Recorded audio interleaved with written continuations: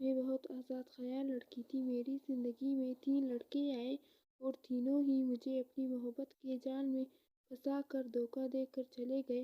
میں اپنے محلے میں بری طرح بدنام ہو چکی تھی۔ میرے والدین نے لوگوں کی باتوں سے تنگ آ کر میری زبردستی شادی کروا دی۔ شادی کی رات جیسے ہی میرے شوہر نے میرا گھونگھٹ اٹھایا تو اسے دیکھ کر میرے پیروں سے تلے زمین نکل گئی، کیونکہ وہ تو میرا والدین نہایت ایماندار اور کھلے ذہن کے تھے۔ اسکول کی تقریبات میں حصہ لینے سے منع نہیں کرتے تھے۔ انہوں نے ہم کو اچھا کھلایا پلایا، جس چیز کی خواہش کی پوری ہوئی۔ کسی قسم کی کوئی اثرت نہ رہی تو طبیعت میں اطمینان آ گیا۔ اسکول میں ایک لڑکا زبیر نام کا تھا۔ اس کا گھر ہمارے پڑوس میں تھا۔ نیک دل اور ہمدرد قسم کا تھا۔ جب بھی باہر نکلتی محلے کے چند بدمعاش لڑکے آوازیں کھینچتے یا چھیڑنے کی کوشش کرتے تو زبیر، جو قریب کہیں موجود ہوتا، باہر آ جاتا اور ان لڑکوں سے جھگڑ پڑ ان کی بے عزتی کر دیتا۔ 2-4 بار جب اسی طرح ہوا تو دل میں زبیر کی قدر و قیمت بڑھ گئی۔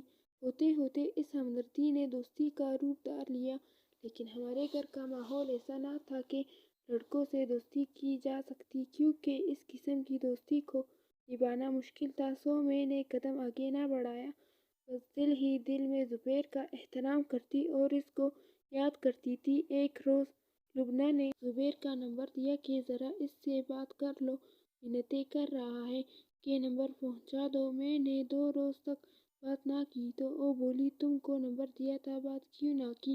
زبیر بیمار ہے۔ یہ بات سچ ہے کہ سہیلیاں ہی زندگی میں انقلاب لاتی ہیں، کبھی کامیابی تو کبھی تباہی اور بربادی کا سبب بنتی ہے۔ جب لبنہ نے کہا کہ زبیر بیمار ہے تو میں فکر مند ہو گئی۔ اختیار فون ملا لیا، یوں نہ چاہتے ہوئے بھی اس سے بات ہو گئی۔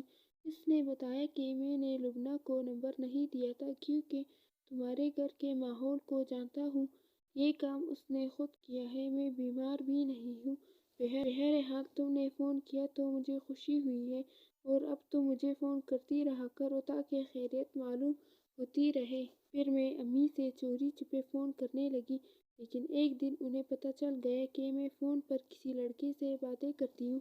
انہوں نے نگرانی شروع کر دی اور فون کرنے سے منع کر دیا۔ تبھی ایک روز لبنہ آئی اور کہا کہ زبیر بہت پریشان ہے، اس نے پوچھا ہے کہ تم فون کیوں نہیں کرتی، خیریت تو ہے؟ امی کو پتہ چل گیا۔ وہ فون تالے میں رکھتی ہے۔ میں نے بتایا، لبنہ زبیر کے پڑوس میں رہتی تھی، میں اس کو پیغام دینے لگی۔ اس کے اور میرے درمیان اور رابطہ بن گئی۔ وہ مخلص نظر آتی تھی، صرف اپنی باتوں کی وجہ سے، لیکن دل سے مخلص نہ تھی۔ میں اس کو قابل اعتماد سمجھتی تھی۔ یہ بعد میں پتہ چلا کہ وہ کتنی منافق ہے۔ پہلے پہل وہ اچھی طرح بنی رہی اور پھر رفتہ رفتہ میرے اور زبیر کے درمیان دیوار کی طرح حائل ہو گئی۔ ایک دن امی نے لبنہ اور میری باتیں سن لیں۔ انہوں نے جوتا اٹھا لیا اور خوب مارا۔ لبنہ سہم گئی۔ بہرحال اس بات کا اس نے فائدہ اٹھایا، ہمارے ہاں آنا چھوڑ دیا۔ زبیر سے خوب دوستی ہو گئی۔ مجھے کانوں کان خبر نہ ہوئی اور لبنہ نے میرے خلاف باتیں کر کے مجھ کو خوب بدنام اور سب کو بدظن کر دیا تھا۔ جب اس کی سہیلی رافعہ نے مجھے بتایا کہ لبنہ تمہارے بارے میں ہر قسم سے کیا کہتی پھرتی ہے، مجھے بہت دکھ ہوا۔ میں نے موقع ملتے ہی زبیر کو فون کیا کہ اس کو یہ سب بتاؤں، مگر اس نے یہ کہہ کر فون بند کر دیا کہ لبنہ غلط نہیں کہتی، تم واقعی بری لڑکی ہو۔ تب ہی تو گلی محلے کے لڑکے تم کو چھیڑتے تھے، وہ لبنہ یا اور کسی لڑکی کو کیوں نہیں چھیڑتے؟ جب لڑکی خراب ہوتی ہے تب ہی خراب لڑکے اس کے پیچھے پڑتے ہیں۔ ایسا سنا تو میرا دل پھٹنے لگا۔ وہ شخص جو مجھ کو محلے کی سب سے اچھی لڑکی سمجھتا تھا، وہی اب سب سے بری کہہ رہا تھا۔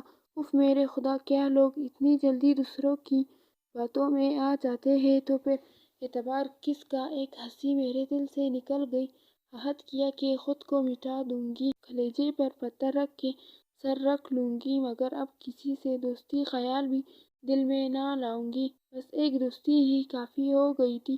کمسنی میں اگر کوئی اچھا لگے تو دل اور ذہن میں انقلاب برپا ہو جاتا ہے۔ یہ زخم ایسے ہوتے ہیں کہ گھاؤ پھر کبھی بڑھتے ہی نہیں۔ اسے جتنا بھلانا چاہا بھلا سکی۔ کاہل دل کاہل رہا۔ اب لبنہ مجھے زہر لگتی تھی۔ میری کلاس فیلو تھی، مگر اس کے ساتھ بات کرنے کو جی نہیں چاہتا تھا۔ وہ ابھی جب کلاس میں آتی دور بیٹھتی اور زیر لب مسکراتی تھی۔ میٹرک کے بعد ہم دونوں ایک دوسرے سے الگ ہو گئے ہیں۔ عورت پہلی محبت کو بھلانے کے لیے دوسری محبت میں بھی پہلی محبت کے آثار تلاش کرتی ہے، مگر میں نے زبیر کی بے وفائی کو اسے دل سے لگا لیا کہ بیمار پڑ گئی۔ انہی دنوں میٹرک کا رزلٹ آ گیا اور میں بہت اچھے نمبروں سے پاس ہو گئی۔ ماں باپ نے مجھے اداس دیکھا بہت سمجھایا کہ زندگی کی حقیقتوں کو سمجھو اور اپنے مستقبل کے متعلق سوچو۔ اسی دوران میرے تایا زاد ذیشان نے LLB کر لیا۔ مجھ کو بچپن سے پسند کرتا تھا، اس کا رشتہ میرے لیے آیا مگر میں نے انکار کر دیا کیونکہ میرا دل زبیر کو یاد کر کے روتا رہتا تھا۔ میں بری لڑکی نہیں تھی، محنتی بھی بہت تھی، زبیر سے شدید محبت کی تھی، پھر میں مجرم بن گئی۔ محض لبنہ کی وجہ سے جب کالج میں قدم رکھا تو کچھ دل بہل گیا۔ ایک سال تو آرام سے گزر گیا، دوسرے ہی سال میری زندگی میں عجب موڑ آیا۔ میں ان میں انگریزی میں چل نہ پا رہی تھی۔ روز امی ابو سے کہتی کہ مجھ کو ٹیوشن لگوا دیں ورنہ فیل ہو جاؤں گی۔ تب انہوں نے اکیڈمی میں داخلے کے لیے اجازت دے دی۔ یہاں کا ماحول کھلا تھا مگر میں اپنے کسی کلاس فیلو سے فری نہ تھی، بس ضرورت کے تحت بات کر لیا کرتی تھی۔ مگر ایک لڑکا تھا جو مجھ سے بات کرنے کے لیے کوشاں رہتا تھا۔ اتفاق یہ کہ وہ زبیر کا ہم شکل تھا اور بولنے کا انداز بھی بالکل اس جیسا تھا، اس لیے میری نظریں بار بار اس کے چہرے کی طرف اٹھتی تھیں۔ اس کو گٹار بجانے کا شوق تھا اور میں نے پیانو سیکھا تھا، ہماری دلچسپی مشترک تھی۔ میں اس کی باتوں کا جواب دینے لگی، ہماری اکثر بریک میں موسیقی پر بات ہونے لگی، یوں آہستہ آہستہ ہماری دوستی ہو گئی۔ ہم بہت خوش تھے۔ شاہزین نے اپنی ماں سے بھی مجھے ملوا دیا اور وعدہ کیا کہ وہ اپنی ماں کو رشتے کی بات کرنے ضرور بھیجے گا۔ یہ ایک سیدھی سادی سچی دوستی کی ابتدا تھی جس میں شاہزین کی طرف سے شادی کا تصور بہت واضح تھا۔ اس کے والد امریکہ میں تھے، وہ ایک لائق آدمی تھے، بہت اچھا ان کا بزنس تھا اور کافی رقم اپنی فیملی کو بھجواتے رہتے تھے۔ شاہزین پرسکون ماحول کا پروردہ اور مثبت سوچوں کا حامی لڑکا تھا، کافی خوش مزاج تھا۔ تب ہی ہمارے 2 سال ایک خوشگوار تعلق کے ساتھ گزر گئے اور وقت گزرنے کا پتہ بھی نہ چلا۔ اب میں BA میں تھی اور شہر کے بہترین کالج میں پڑھ رہی تھی۔ میں نے BA اچھے نمبروں سے پاس کیا۔ اچانک ایک دن شاہزین مجھ سے کو ایک بری خبر سنا دی جو اس کے لیے اچھی تھی کہ وہ اسکالرشپ پر پڑھنے بیرون ملک جا رہا تھا۔ اس خبر سے میرا پریشان ہونا لازمی تھا کیونکہ زبیر کی یاد کی تاخیر نے میرا سانس بند کیا ہوا تھا، ایسے جس کے عالم میں شاہزین کا ساتھ ایک خوشگوار جھونکے کی مانند تھا۔ اس کی دوستی میں نے زبیر کو بھلا دیا تھا شاید، مگر مجھے معلوم نہیں تھا کہ یہ بھی ایک روز مجھ سے دور چلا جائے گا۔ اس نے مجھ سے وعدہ کیا تھا کہ خط لکھے گا، فون بھی کرے گا۔ میں نے امی کو اس کے متعلق بتا دیا تھا کہ وہ اپنی والدہ کو رشتے کے لیے بھیجے گا، مگر وہ تو چلا گیا اور میں منہ دیکھتی رہ گئی۔ شروع میں بے شک اس نے مجھ کو نہیں بلایا اور اپنے وعدے پر قائم رہا، باقاعدگی سے خط لکھتا تھا، فون بھی کرتا تھا، لیکن پھر اس کی خط کم ہونے لگے، فون بھی کم ہوتے جا رہے تھے۔ ان دنوں میں سخت مضطرب تھی اور کسی نئی دکھ سے آشنائی کے خوف سے سہمی رہتی تھی۔ پھر وہ دن آ ہی گیا جب اس نے مجھے ایک آخری خط لکھا جس میں التجا تھی کہ تم مجھے بھول جاؤ، میری بہت مجبوریاں ہیں اور میں تم کو دھوکے میں نہیں رکھنا چاہتا۔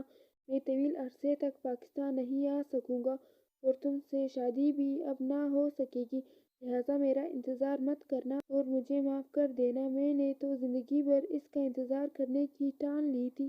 اس کی خاطر بہت سے رشتہ داروں کو ناراض کیا جو مجھ سے شادی کرنا چاہتے تھے، میرے لیے خودکشی کرنے کو تیار تھے۔ ماں باپ الگ ناراض تھے کہ میں اتنی اچھی رشتوں سے انکار کر دیتی تھی اور یہ کہ جانے میں کون سی خوابوں کی دنیا میں رہتی تھی۔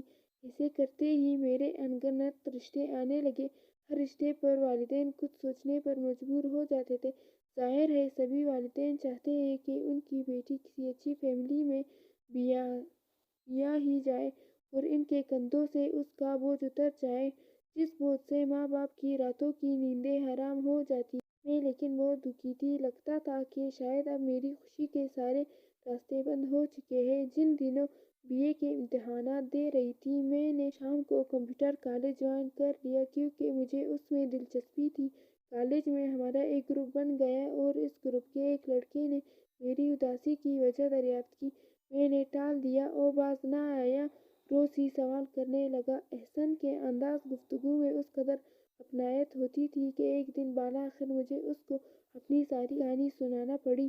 اس نے نہایت ہمدردی سے میری کہانی کو سنا۔ اب وہ میرے بے حد خیال رکھنے لگا۔ جب میں کلاس میں ہوتی اس کی ساری توجہ مجھ پر رہتی۔ لگتا تھا کہ اس کی زندگی مجھ سے جڑ گئی ہے۔ خدا نے میری قسمت ہی ایسی بنائی تھی۔ جب میں اس کی توجہ سے متاثر ہونے لگی تو اس نے مجھے فون کیا کہ ابھی تم کو ایک اور فون آئے گا اور سن لینا۔ میں خوش تھی کہ شاید احسن کے گھر والوں کا ہوگا اور میری بے کیف زندگی کے دن تمام ہو جائیں گے، مگر وہ احسن کے ایک دوست کا تھا جس نے مجھے پہلے سلام کیا اور احسن کے بارے میں بتایا کہ وہ پڑھنے کے لیے آیا ہے اور پڑھ چلا جائے گا۔ اب اس کے خیال میں اپنا قیمتی وقت برباد نہ کرے۔ آپ کون ہیں اور ایسا کیوں کہہ رہے ہیں؟ اس سوال پر اس نے کہا کہ بات یہ تھی کہ جب آپ کو اداس دیکھا تو ہم سب دوستوں میں شرط لگی کہ کون اس لڑکی سے بات کرے گا، اس کو اپنا بنائے گا۔ تو احسن نے کہا تھا کہ میں 3 ماہ لگ گئے، مگر احسن یہ شرط جیت گیا، یعنی اس نے آپ کو جال میں پھنسا لیا ہے۔ یہ سن کر میرے پیروں تلے سے زمین نکل گئی اور میں بے ہوش ہو گئی۔ امی ابو فوراً اٹھا کر اسپتال لے گئے جہاں 2 دن میں گم سم رہی۔ ڈاکٹر نے کہا کہ اس کو کوئی ذہنی مسئلہ ہے، مگر گھر آ کر بہت روئی کہ آخر یہ میرے ساتھ ہی کیوں ہوتا ہے۔ پھر میں نے ہر کسی سے کلام کرنا چھوڑ دیا۔ مجھ کو چوٹ لگ گئی، میں ذہنی مریضہ ہو گئی۔ کوئی بات کرتا تو جواب نہ دیتی، لیکن اکیلے میں خود سے باتیں کرتی۔ لوگ مجھے اچھے نہ لگتے تھے، بس اپنی ہی دنیا میں رہنے لگی تھی۔ ذہن میں ایک ہی سوال ابھرتا تھا، آخر کیوں ہمیشہ میں ہی ٹھکرائی جاتی ہوں جبکہ میں بری لڑکی نہیں ہوں؟ اس سوال کا جواب میں ڈھونڈ نہیں پاتی تھی۔ شاید اس وجہ سے میں ذہنی مریض بن گئی ہوں۔ لگتا تھا جینے کی آس ختم ہو گئی ہے، مرد ذات کا اعتبار ختم ہو گیا تھا۔ زبیر سے ملے ہوئے 5 سال ہو چکے تھے، جو میری زندگی میں پہلی بار کا پہلا خنک جھونکا تھا۔ اس کے پیار کی خنکی کو آج بھی میرا دل محسوس کرتا تھا۔ امی ابو میری حالت پر ترس کرتے تھے، سخت پریشان رہتے تھے۔ کبھی کبھی ان کی پریشانی محسوس کر کے مجھ کو شدید دکھ بھی ہوتا۔ پھر آخر میرا ایک رشتہ آیا۔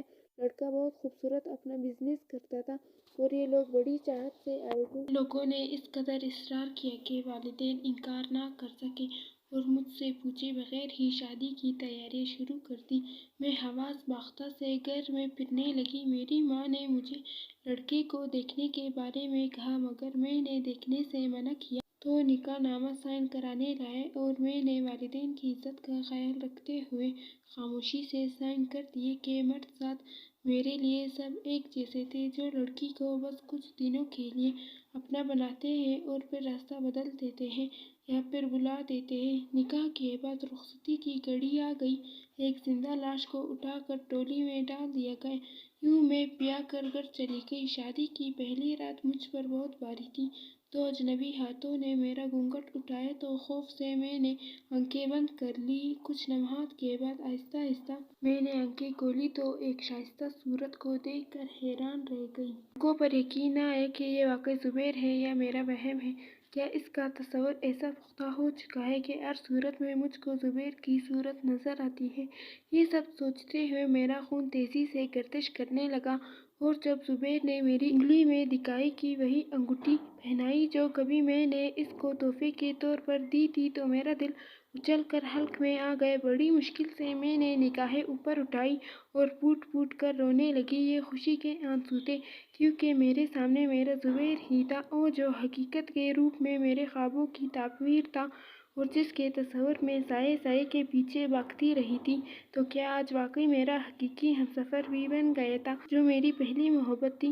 تم نے اتنے سال مجھ سے رابطہ کیوں نہیں کیا؟ میں نے شکوہ کیا۔ مجھ کو بھلا دیا اور بھول جانے کو کہا تھا۔ کیوں؟ آخر کیوں؟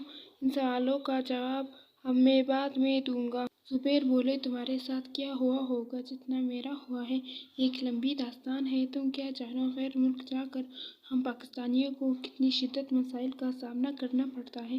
یہ اتنے سخت دن ہوتے ہیں کہ محبوب تو کیا، ماں باپ، بہن بھائی دوست سبھی کو بلانا پڑ جاتا ہے۔ میرے دوست تم پر نظر رکھتے تھے، میں ان سے رابطے میں رہتا تھا، تم میرے لیے بنی تھی۔ خدا سے دعا کرتا تھا کہ تمہاری کسی اور سے شادی نہ ہو اور پھر تم مجھے مل جاؤ۔ اللہ نے یہ دعا قبول کی۔ میں اپنے حالات سے اس دوران لڑتا رہا۔ آج خدا نے کامیابی عطا کی ہے اور دولت، اور تم کو بھی مجھے بخش دیا ہے، جو میری زندگی کی سب سے بڑی دولت تھی۔ میں نے بڑی مشکل سے تعلیم مکمل کی اور اس کے بعد وہاں بزنس کیا، ملازمت بھی کی۔ آج میں خدا کے فضل سے ایک اعلیٰ مقام پر ہوں۔ نہیں بتائیں گے کیونکہ تم ہر رشتے سے انکار کر دیتی ہو۔ اور لبنیٰ، اس کا کیا بنا؟ میں نے سوال کیا۔ اس نے مجھ کو پسند کرنے کی کوشش ضرور کی لیکن میں دل سے پسند نہ ہو سکا۔ تاہم لبنیٰ کو اس کے کیے کی سزا مل گئی۔ شادی کے 2 سال بعد اس کو طلاق ہو گئی تھی اور اب وہ گھر بیٹھی ہے۔ آج میں زبیر کے ساتھ خوش و خرم زندگی گزار رہی ہوں۔ 2 بچوں کی ماں ہوں۔ زبیر مجھ سے بہت محبت کرتے ہیں۔ میری ہر لڑکی سے یہی گزارش ہے کہ کبھی بھی کسی پر اعتماد نہ کرے، وہی کرے جو ماں باپ کہتے ہیں، کیونکہ جو ماں باپ سوچتے ہیں وہ ہمارے لیے سب سے بہتر ہوتا ہے۔